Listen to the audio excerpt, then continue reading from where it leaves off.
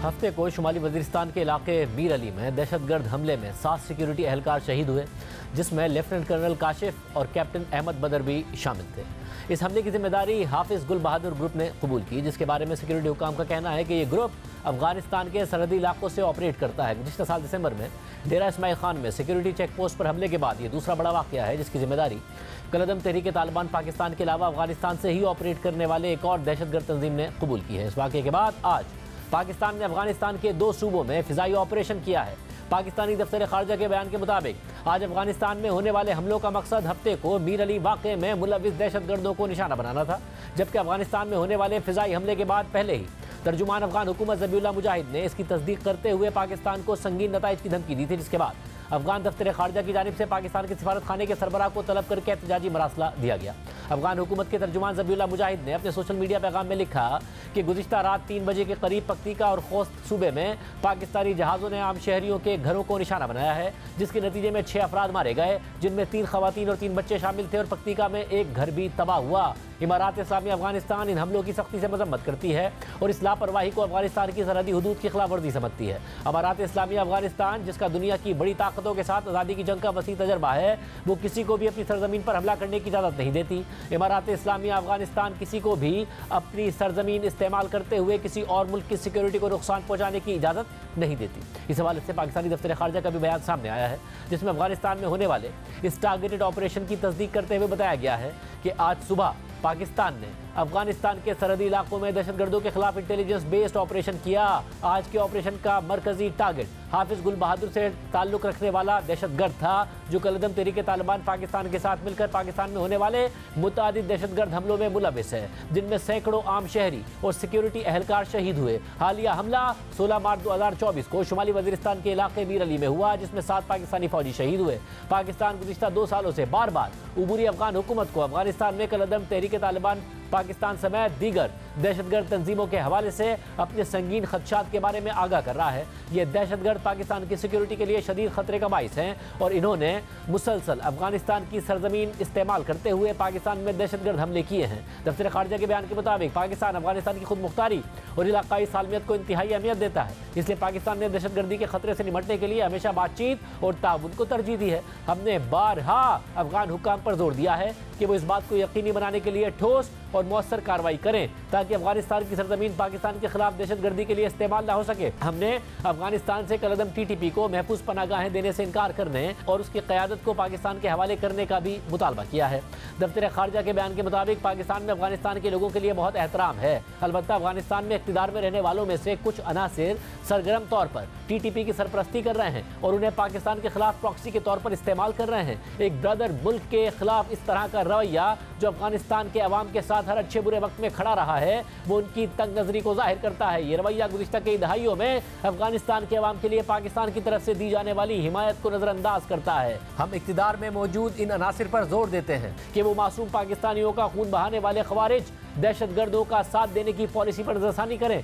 और पाकिस्तानी अवाम के साथ खड़े होने का वाज़ेह इंतखाब करें। दफ्तर खारजा के बयान के मुताबिक कलदम TTP जैसे दहशतगर्द गिरोह इलाकाई अमन और सलामती के लिए इज्तमाई खतरा है। हम कलदम TTP की तरफ से लाहक खतरे से निपटने में अफगान हुकाम को दरपेश चैलेंज का बखूबी इदराक रखते हैं, इसलिए पाकिस्तान दहशतगर्दी के खिलाफ मुश्तरका हल तलाश करने और किसी भी दहशतगर्द तंजीम को अफगानिस्तान के साथ दो तरफा ताल्लुकात को सबूताज करने से रोकने के लिए काम जारी रखेगा। इस पूरी सूरत हाल पर बात करेंगे नुमाइंदा जियो न्यूज़ एजाज सैयद से, जिन्होंने आज हमले से पहले ही खबर दी थी कि पाकिस्तान मुमकिना तौर पर अफगान सरजमीन पर दहशतगर्दों के ठिकानों को टारगेट करेगा। एजाज सैयद साहब बहुत शुक्रिया। जैसे कि हम बता रहे थे, आपने पहले ही खबर दी थी, उसके बाद ज़ाहिर पाकिस्तान ने ऑपरेशन भी किया, सख्त रद्दअमल अफगान हुकूमत की तरफ से सामने आया, मगर एक सख्त प्रेस रिलीज पाकिस्तान की तरफ से भी सामने आई है दफ्तर खारजा की, जो बाकायदा चार्जशीट करती है अफगान तालिबान हुकूमत को। क्या बहुत ताल्लुकात खराबी की तरफ जा रहे हैं और कैसे ये नौबत आई जब आप पहले ही बता रहे थे?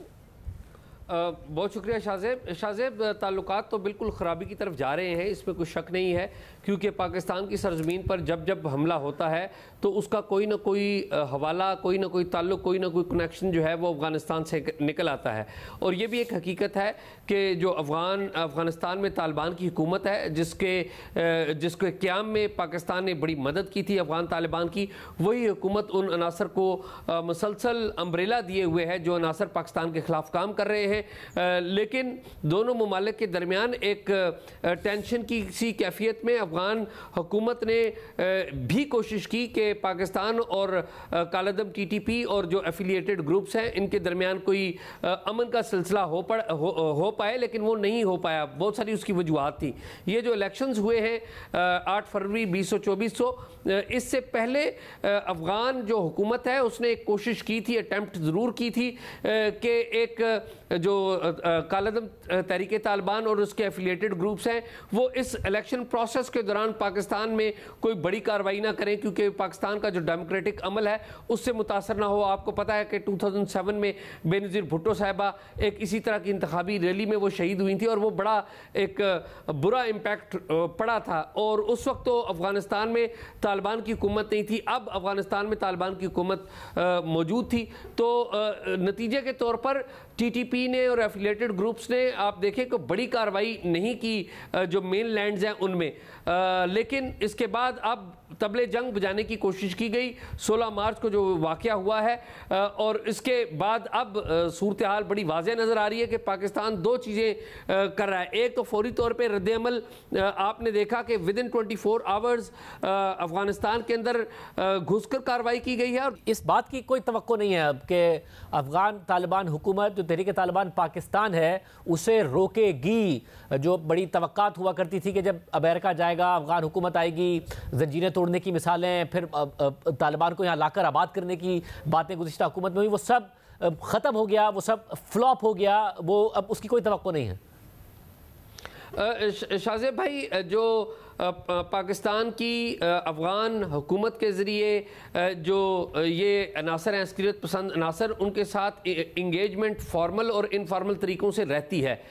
इसमें कोई शक नहीं। रिसेंट पास्ट में भी एक इंगेजमेंट हुई और आप देखिए उसी इंगेजमेंट का नतीजा था कि मेन लैंड्स के ऊपर इलेक्शन के दौरान कोई बड़ी कार्रवाई इन ग्रुपों की तरफ से नहीं की गई और ना बढ़ चढ़ कर कोई किसी बड़ी इलेक्शन रैली को पंजाब में, सिंध में निशाना बनाया गया। लेकिन at the same time Pakistan की ये ख्वाहिश है पाकिस्तान की कि पाकिस्तान मिलिटेंट्स से गुफ्तगू ना करे, मिलिटेंट्स के साथ एक वाज़ेह लाइन मुकर्रर कर दी जाए कि हम दहशतगर्दों के साथ किसी किस्म की सौदेबाजी नहीं करेंगे। लेकिन दूसरी तरफ